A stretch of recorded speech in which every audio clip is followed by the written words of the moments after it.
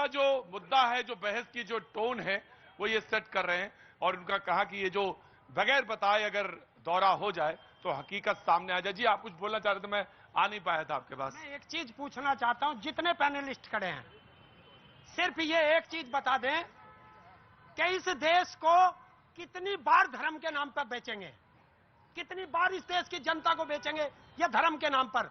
कौन से भारत के संविधान में लिखा है कि वो चाहे स्टेट की सरकार हो चाहे केंद्र की सरकार हो वो मंदिर या मस्जिद बनाएगी?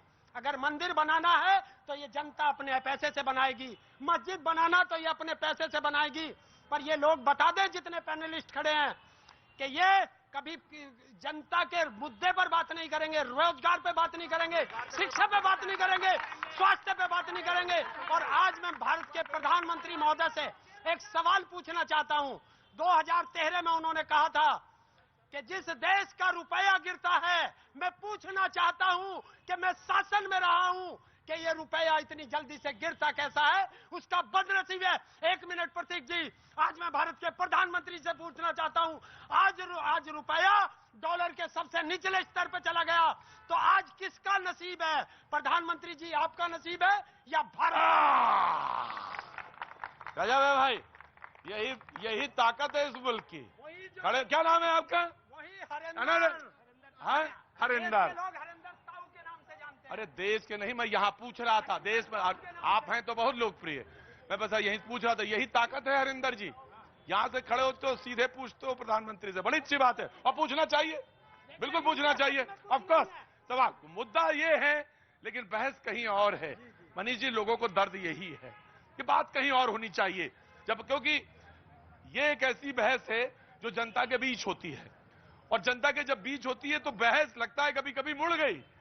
बात हो रही थी ताजमहल, तेजो महल से, कुतुब मीनार के सामने से, हमने बहस वहीं से शुरू करी, मुद्दा वहीं रखा, लेकिन घूम फिर के कहां आ गई?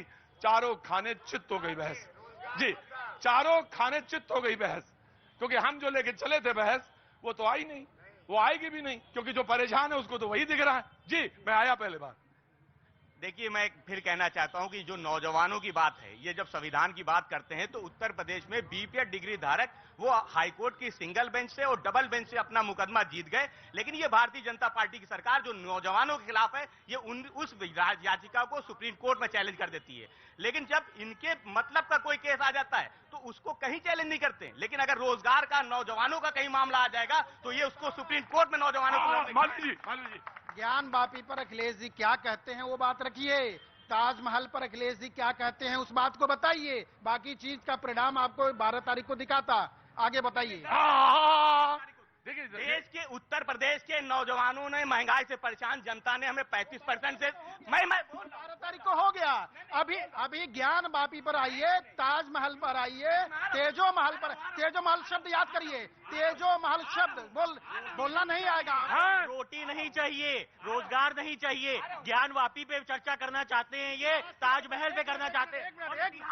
मैं इतिहास की बात कर रहा हूँ। इतिहास में तो भाजपा ने सिर्फ दलाली की है। ये भाजपा की बात नहीं है, इतिहास की बात। मैं जनता की बात रख रहा हूँ भाई, भाजपा की बात नहीं। बिल्कुल नहीं। जनता की बात, ये रोजगार पे जनता बहस करना चाहती, आप धर्म पे बहस करना चाहते हो। पूछिए यहाँ पे किसी से, कोई धर्म पे बहस करना चाहता है?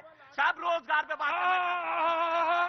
सिर्फ रोजगार का परिणाम तो अभी आया। चलिए आप तेल के दाम बता दीजिए। इसलिए उनसे पूछिए। आप कह रहे हैं तेल का, आप कहते हैं तेल का दाम बता दीजिए, और मैं कहता हूं तेरा तेल की धार देख लीजिए। हाँ, धार देख लीजिए। क्या तुम क्या बता रहे हो मुझे?